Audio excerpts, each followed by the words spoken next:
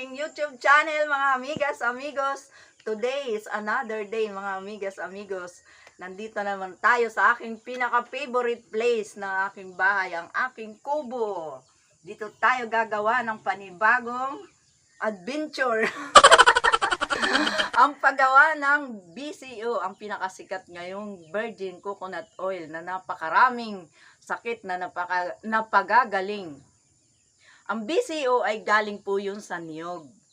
Niyog na bunga ng niyog, na tuyong niyog. Ganito siya, mga amigas, amigos, ito. Pumili ako ng 12 pieces na niyog para gawin kong BCO o virgin coconut oil. Kapag kayo ay gagawa ng virgin coconut oil, make sure na walang tubo. Ganito, kaya tinawag siyang virgin. Tuyo siya para malangis. Tuyong niyog, ganito. Ito ay 12 pieces gagawin nating virgin coconut oil at ituturo ko sa inyo kung paano siya ginagawa. Ganito siya. Bibiyakin natin siya ng ganito. Titingnan natin kung maganda ang kanyang laman.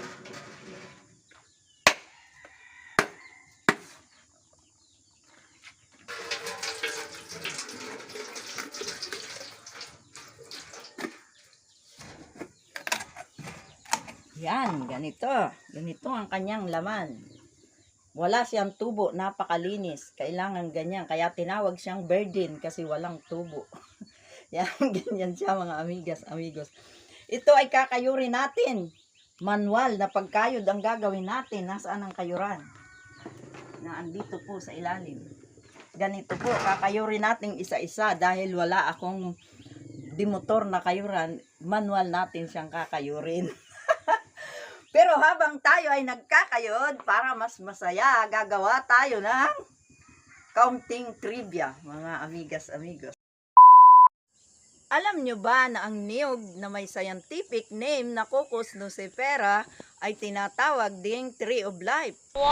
Dahil sa katawan pa lamang ng niyog, ito katawan pa lang ng niyog, ay ginagamit na namin siyang pang-build ng bahay. Yan, mga amigas, amigos, yan. Ginagamit namin siyang panggawa ng aming bahay upang tayo ay may masilungan. Ang sumunod naman ay ang dahon ng niyog. Ginagamit din namin siyang pangbubong ng bahay. Ganon din, ginagamit namin siyang walis tingting para maging malinis ang ating paligid. At ang sumunod ay ang puso ng niyog. Sa puso ng niyog ay ginagawa namin siyang tuba. Pwede siyang gawing sugar, pwede rin siyang gawing vinegar, at pwede rin siyang gawing fermentation process na nagiging lambanog na pinakasikat na inumin dito sa Quezon. Wow!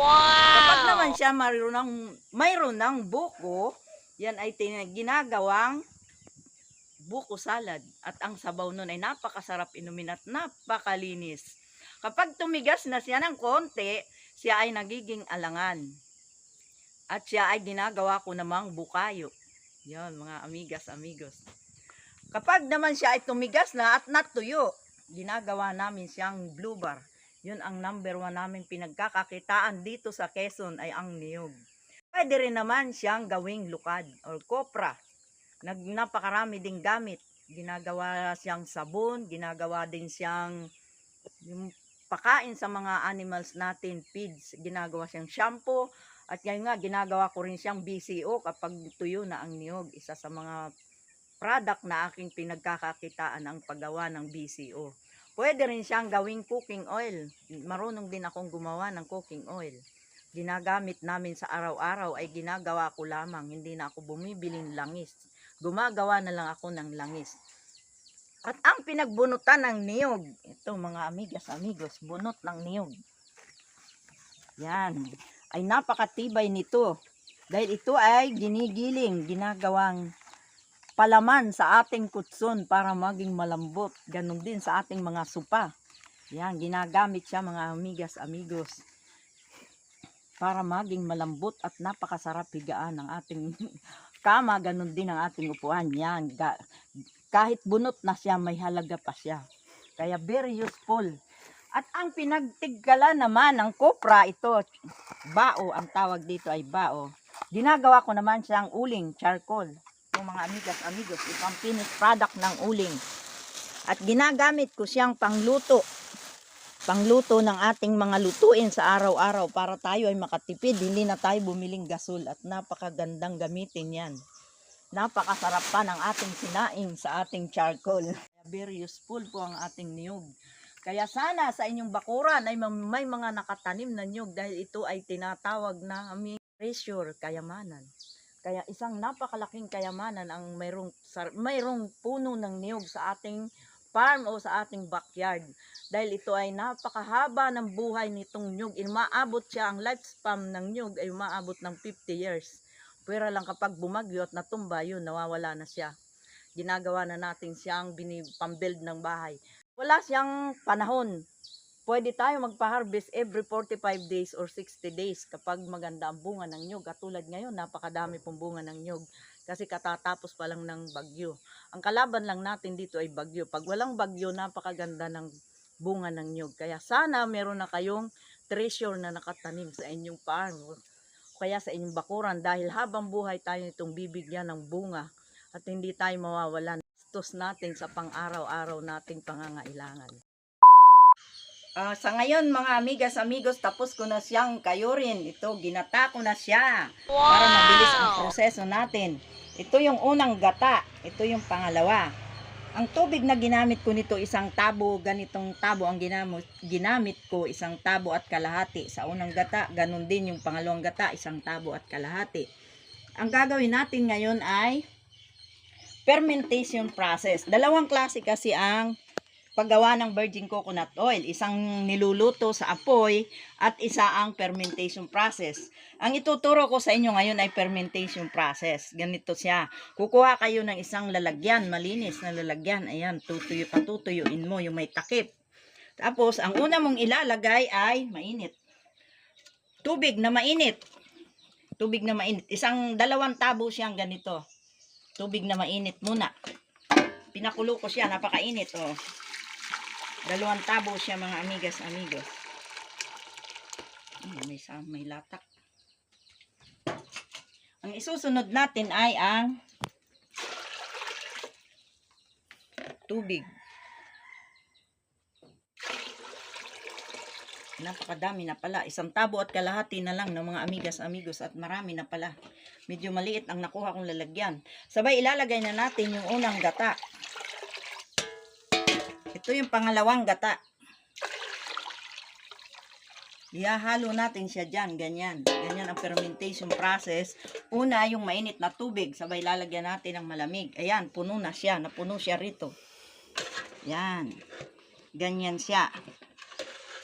Fermentation process ang gamit natin. Hindi natin siya lulutuin sa apoy. Kukuha tayo ng isang malinis na tela. Tatakpan natin at baka sumingaw. Tatakpan natin siya ng isang malinis na tela para hindi siya sumingaw. Ganon mga amigas, amigos. Ayan. Tapos, tatakpan natin ito.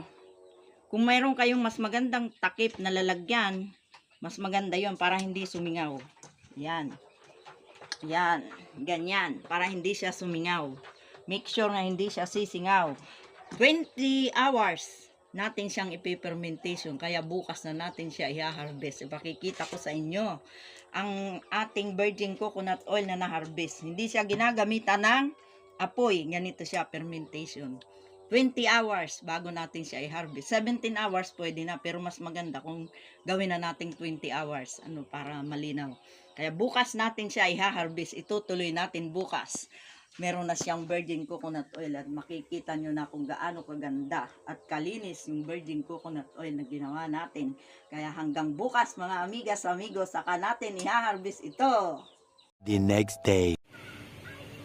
Eto na mga amigas, amigos, after 18 hours, i-harvest na natin ang ating VCO or virgin coconut oil.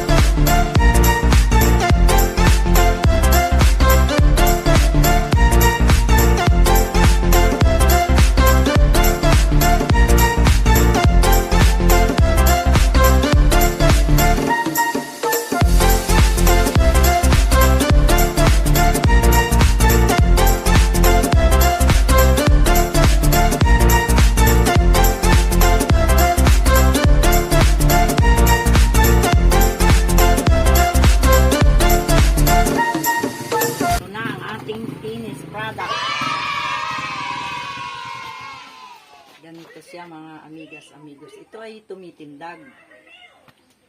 Bukas lang nasa baba na lahat yung mga latak na kaunti yan. Yan ay tumitindag. Bukas pwede nyo na siyang inumin. Nasa baba na siya lahat.